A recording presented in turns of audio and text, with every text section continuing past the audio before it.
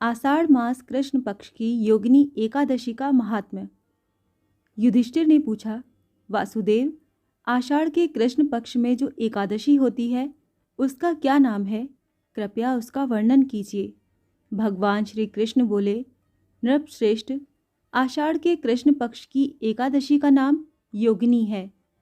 ये बड़े बड़े पातकों का नाश करने वाली है। संसार सागर में डूबे हुए प्राणियों के लिए ये सनातन नौका के समान है।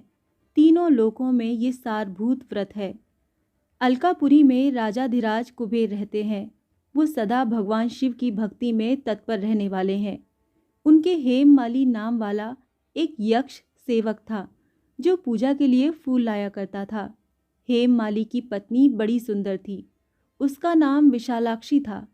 वो यश कामापाश में आबद्ध होकर सदा अपनी पत्नी में आसक्त रहता था। एक दिन की बात है, हेममाली मानसरोवर से फूल लाकर अपने घर में ही ठहर गया और पत्नी के प्रेम का रसास्वादन करने लगा। अतः कुबेर के भवन में न जा सका।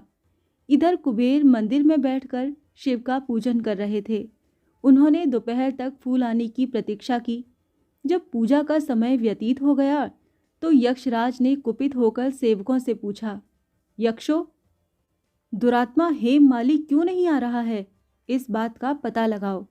यक्षों ने कहा, राजन, वो तो पत्नी की कामना में आसक्त हो अपनी इच्छा के अनुसार घर में ही रमण कर रहा है। उनकी बात सुनकर कुबेर क्रोध में भर गए और तुरंत ही हेममाली को बुलवाया। देर हुई जानकर हेममाली के नेत्र भय से व्याकुल हो रहे थे।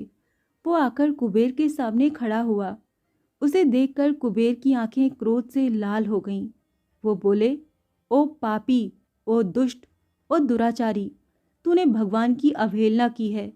अतः कोढ़ से युक्त और अपनी उस प्रियतमा से वियुक्त होकर इस स्थान से भ्रष्ट होकर अन्यत्र चला जा। कुबेर के ऐसा कहने पर वो उस स्थान से नीचे गिर गया।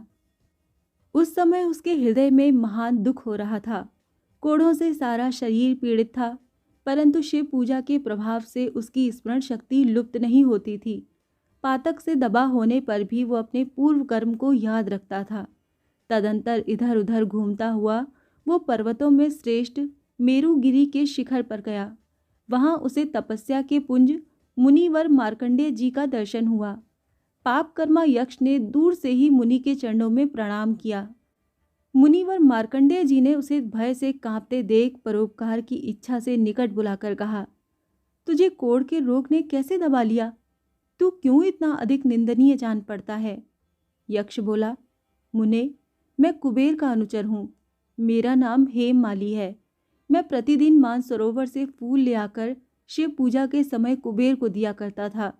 एक दिन पत्नी सहवास के सुख में फंस जाने के कारण मुझे समय का ज्ञान ही नहीं रहा। अतः राजाधिराज कुबेर ने कुपित होकर मुझे श्राप दे दिया है, जिससे मैं कोढ़ से आक्रांत होकर अपनी प्रियतमा से बिछुड़ गया। मुनि श्रेष्ठ, इस समय किसी शुभ कर्म के प्रभाव से मैं आपके निकट आ पहुंचा हूँ। संतों का चित्त स्वभावतः परोपकार में लगा रहता है। ये जानकर मुझ अपराधी को कर्तव्य का उपदेश दीजिए। मार्कंडेय जी ने कहा, तुमने यहाँ सच्ची बात कही है, असत्य भाषण नहीं किया। इसीलिए मैं तुम्हें कल्याणप्रद व्रत का उपदेश करता हूँ। तुम आषाढ़ के कृष्ण पक्ष में योगिनी एकादशी का व्रत करो। इस व्रत के पुण्य से तुम्हारी कोढ़ निश्चय ही दूर हो जाएगी। भगवान श्री कृष्ण कहते हैं, ऋषि के ये वचन सुनकर हेममाली दंड की भांति मुनि के चरणों में गिर पड़ा। मुनि ने उसे उठाया। इससे उसको बड़ा हर्ष हुआ। मार्कंडेय जी के उपदेश से उसने योगिनी एकादशी का व्रत किया, जिससे उसके शरीर का कोढ़ दूर हो गया। मुनि के कथनानुसार ये उत्तम व्रत का अनुष्ठान करने पर वो पूर्ण सुखी हो गया। नृपश्रेष्ठ, जब योगिनी का व्रत ऐसा ही बताया गया है, जो 88,000 ब्राह्मणों को भोजन कराता है, उसके समान ही फल उस मनुष्य को भी मिलता है जो योगिनी एकादशी का व्रत करता है। योगिनी महान पापों को शांत करने वाली और महान पुण्य फल देने वाली है। इसके पढ़ने और सुनने से मनुष्य सब पापों से मुक्त हो जाता है।